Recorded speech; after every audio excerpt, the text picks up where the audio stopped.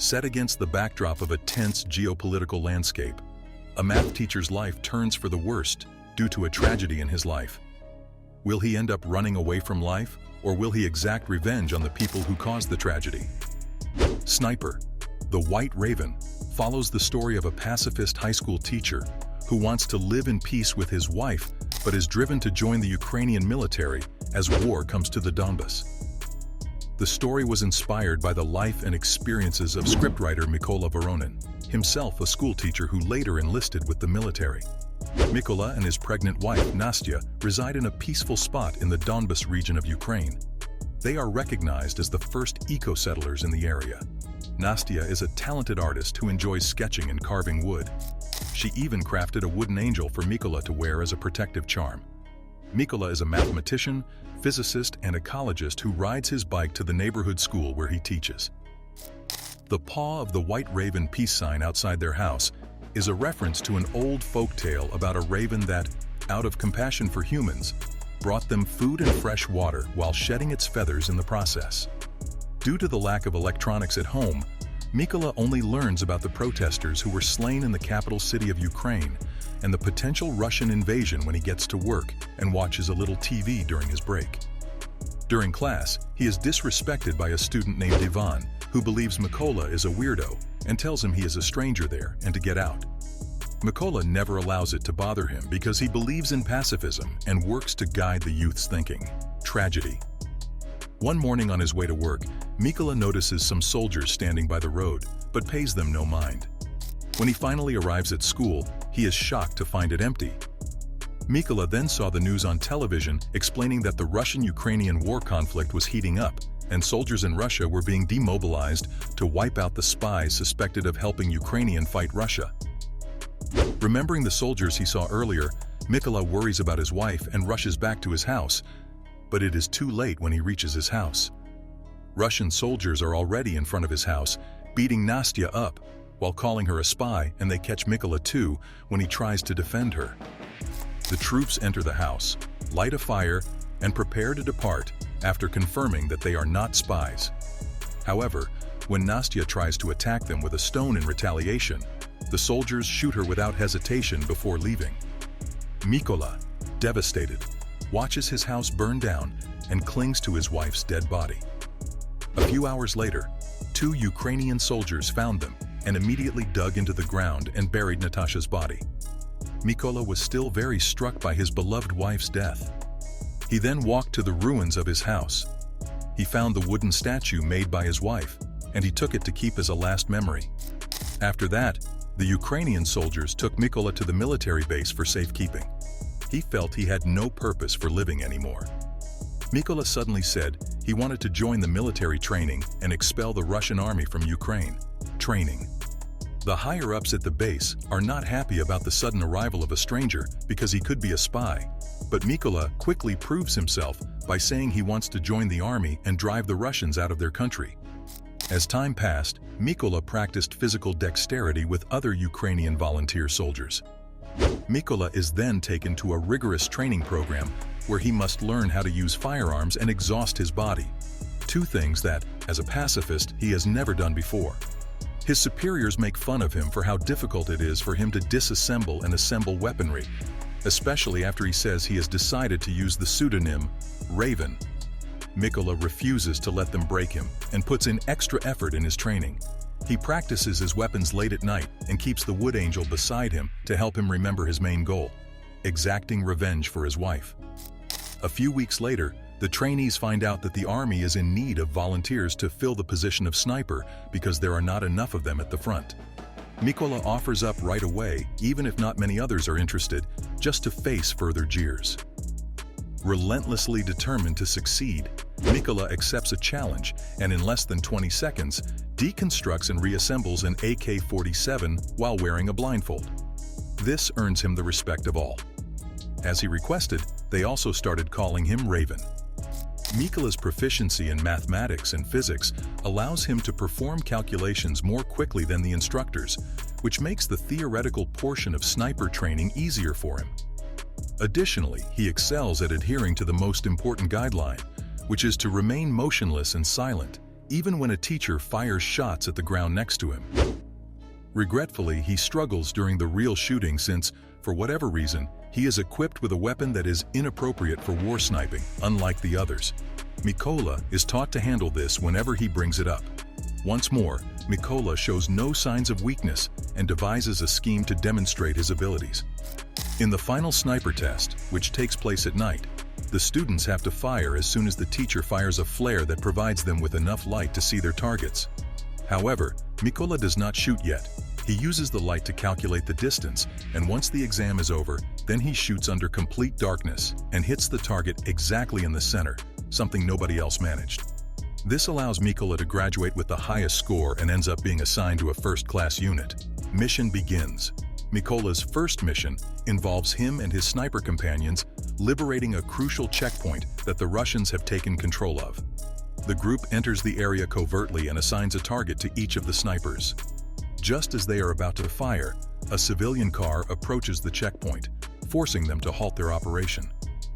When the couple requests to leave, the Russian military forces the two citizens to step out and turn in their passports, refusing to return them.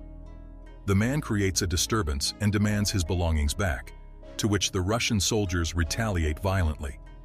Mykola's team notices this and immediately attacks, killing every soldier with quick, efficient shots, including the guy that tries to hold the civilian woman hostage. Once the mission is over, the team hangs the Ukrainian flag to retake control of the checkpoint. When they return to base, Mykola hears his fellow newbies have left on a different mission, so he uses this moment of downtime to visit the school he used to work at, finding himself deeply moved by the desolate sight of the dusty classrooms.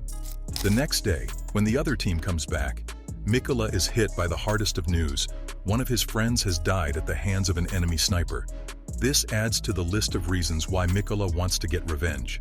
Revenge and shock. In the next mission, Mykola's group places a number of explosives behind leaves on trees and then waits for their attacker to appear by hiding in the grass. Mykola is about to fire when the Russian soldiers show up in the forest as expected, but he holds back when he notices something unreal.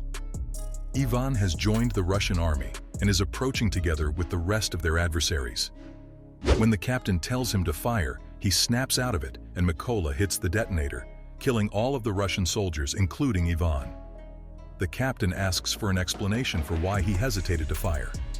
Mykola tells him about Ivan, and the captain consoles him, saying there's nothing he can do about it, as Ivan had already made his decision. Mykola and the captain later become close over their shared memories of home during a break.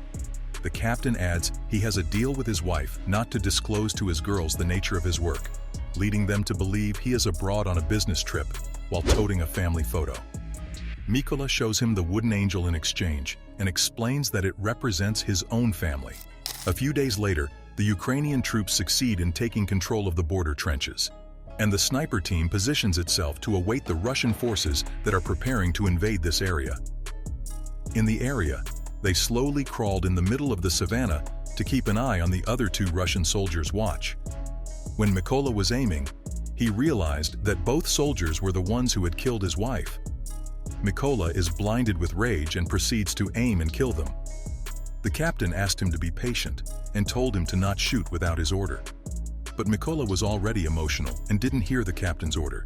He shot the Russians and managed to kill one of them. Both of them were in huge trouble now, as their position had now been compromised and the enemy could spot them. A Russian sniper spots them and kills the captain. Grief. As the Russians open fire on them, Mykola has to drag the captain's body through the field while dodging every bullet and every bomb.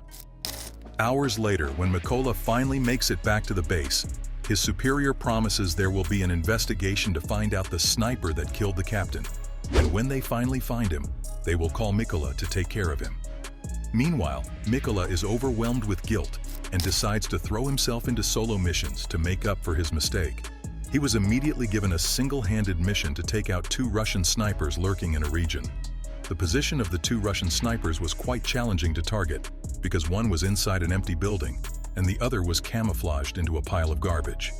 But it turned out that Mykola had been among the weeds and had been there for hours, much earlier than the two Russian snipers. When the sniper disguised as garbage started to move backward, Mykola shot him and managed to take a headshot. It didn't take long. Mykola also shot a Russian sniper inside the building, even though he was also shot in the arm. Mykola goes to a secret hideout to take time to recover and watch the news to get an update on the political status of the negotiations with Russia, but his break is interrupted by an important call. It turns out the army has found the location of the sniper that killed the captain, so Mykola needs to come back. Final attack.